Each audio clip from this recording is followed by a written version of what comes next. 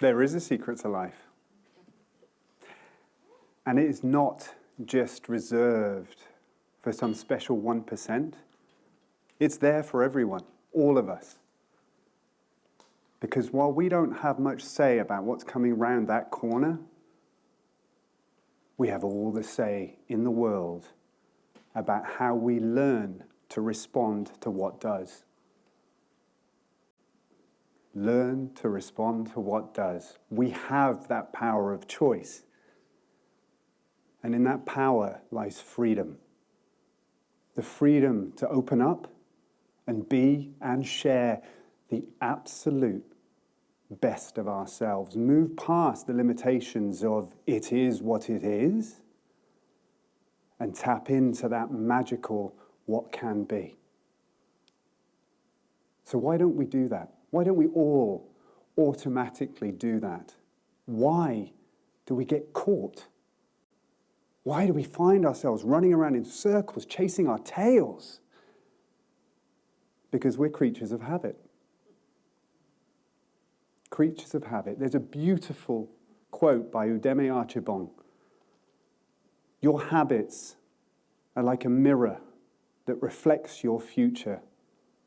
Human beings are creatures of limitless possibilities, but so many people are handcuffed of those possibilities because they're bound in the chains of bad habits.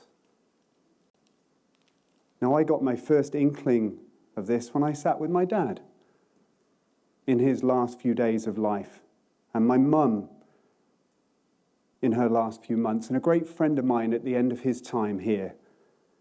And we sat and we shared. And I watched and I listened and I learned.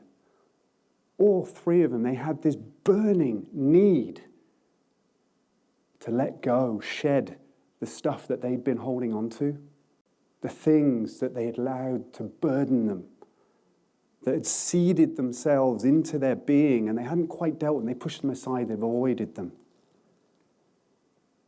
And while it was really ugly at times to see them wrestling with these seeds, having to reach in and pluck them out, and where those seeds had grown into choking weeds, they literally had to go in and yank them out to be free of them. But my goodness, when they did, they were free of them, and this incredible weight came off their shoulders. And I realized they were doing this because they needed to be at peace in preparation for whatever is next. And this sent me down a research roller coaster. And I got to talk to all kinds of incredible people in end-of-days care, because I wanted to know, is this the norm? And it is. It is. They hear the same things over and over again. They see the same behavior exhibited. And it often comes out as a better habits I wish list. I wish I had loved and laughed more. I wish I spent more time doing what was actually most important. I wish I hadn't waited to stomp on my fears and go for my dreams. I wish I had let go of my anger, my worries, and forgiven other people and myself so much earlier. And I wish I hadn't worried quite so much what I thought people thought about me and what I thought was expected of me. I mean, this is a eureka moment. If at the end, we have to shed all this stuff anyway, when it's been in us, inhibiting us, embedded, why on earth don't we just pluck it out at the start when it's some insignificant seed, just like our immune system does? It goes in, rogue cells, it targets them, it marks them, eradicates them, done. Why don't we do that? Because we're human beings. And human beings have this idea inside them of building protection mechanisms against the uncomfortable. The uncomfortable conversations that we'd have to have with someone else over those seeds, the uncomfortable conversations we've got to have with ourselves. Potential pain, conflict, fear, ooh, the unknown, yeah, okay. I'm going to avoid that. And that's incredibly important to know because, my goodness, we are creatures of habit. 90% of what we do is already pre-programmed in through learned behavior. In 2007, at MIT, it's the Massachusetts Institute of Technology. There's a professor there, Dr. Alex Pentland, and he put little black boxes on volunteers and they followed them, where they went, who they interacted with, the speed of movement, their behavior, their tone of voice, body language, behavior, habits, all of it. And the data showed that more than 90% of what we do runs on pure, subconscious autopilot. There's another researcher, Dr. John Barr, he's at Yale. And he puts it this way, well, yeah, absolutely. Most of what people do is not driven by conscious intention or deliberate choice. So in other words, we're actually running around most of the time, instinctively reacting to our circumstances, to our environment, based on learned behavior that gets seeded into us over time. Other people's opinions and beliefs that imprints upon us, societal programming, and our response over time to pleasurable and painful outcomes. I don't know about you, but when I heard that, wait, I don't drive my own boat. But actually, it's not all bad news, because so many of those habits that we take on, gosh, they really serve us.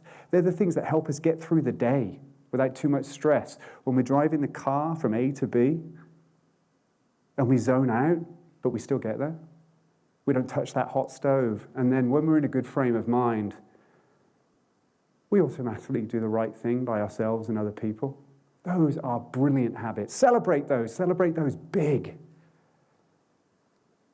But it's the ones that don't serve us, the habits that often get seeded in through negative experience, painful outcomes. Those are the ones that can keep us handcuffed. The ones when the pressure's on, the heat's up, we're feeling overwhelmed, we're stressed, we find that we start cycling into behavior that doesn't serve anyone, that feels like, at best, we're operating with a hand tied behind our back. And at worst, we got a weapon in our hand.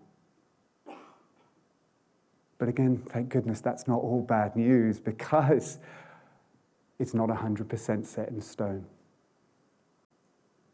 The habits that we have do not have to be the habits that we keep.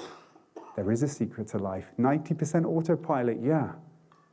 But there's a golden 10% of conscious decision-making and deliberate choice that if we can learn to activate that in the heat,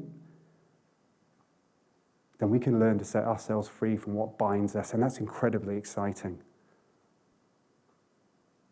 But what I think is that we need a reason, because we are these creatures of habits, to have that 10% at the forefront of our minds, so that when we come off one of these, we head down into one of those. We don't stay down there too long. Now, I don't know if my mum and my dad and my friend knew what they were teaching, the knowledge that we have it in us to pluck out that holds us down. I mean, that's gold. Accessing that 10% and understanding the patterns that we run, the habits that we have, and over time we turn those into habits that we want to keep. So how do we do it? Things like mindfulness are absolutely fantastic at this. They teach us that our minds offer us choices, options, not ultimatums, that we do have it in us to step back, take a breath, make a better choice, and therefore change our patterns, change our futures. But will we? Will we? Life moves pretty fast. And who among us has got the time or the resources or the want to go on some 6-month deep dive pilgrimage into the center of ourselves? No, we've got a to-do list, we've got obligations, we've got responsibilities, and we want to live now. So that's it. I got no other choice. I'm calling for it. I'm calling for a national holiday every single day of 2 minutes. 2 minutes where we give ourselves a treat, where we step back from the noise and we pull on our little Sherlock Holmes hat and we have a look. You know what? Am I caught in running patterns that really don't serve anybody? Have I got habits that, oh gosh, I need to get past? I need to move past those habits. And am I accumulating seeds that over time are going to leave me with that I regret wish list? My goodness, if you do that and you find any of those, you get it out of your head. You write it down, you talk about it, you express it, you share it, record it. Go and ask for help if you need that help, because from what I've seen, when you can access what holds you bound, then you're in the box seat to be able to find what sets you free. Then, when society is dominating with its fear rhetoric, you can look Big Brother in the eye and you can go, okay, thank you very much, but no thank you. And when your head's doing this, and you're about to blow, you quiet that inner chat. Come on, come on, come on. You pull back, you take a breath, and you make a better choice. And then maybe, just maybe, all those ups and downs of life can start to look a little bit more like this. Yeah, baby! Instead of, no, nobody deserves that. But you know what we do deserve? We deserve that little secret to life. Because we are, all of us, we're all special. We're all unique. And each of us has something inside ourselves that is worth sharing. The law of Dharma, the law of purpose in life, it says it beautifully. The highest form of expression of ourselves is to discover our unique gifts and talents and share them with the world to bring happiness to ourselves and others. Those things that the busyness of life, they keep us from. The things that make our hearts sing. The things that add a smile to our and other people's faces. The things that as we incorporate them into our days, they make so much more than just a living. They make a life. Now, is it a piece of cake? Some people, they get advantages at the starting line. They got nicer seeds sown in. They've got less to pluck out, less to yank out. Some people eat with a silver spoon, others with a plastic one. And there are many, many people who don't get to eat with any spoon at all. And that's life. But I think when you can come to a place of acceptance of the hand that you have been dealt, and you can learn to celebrate those seeds that have been sown in so beautifully,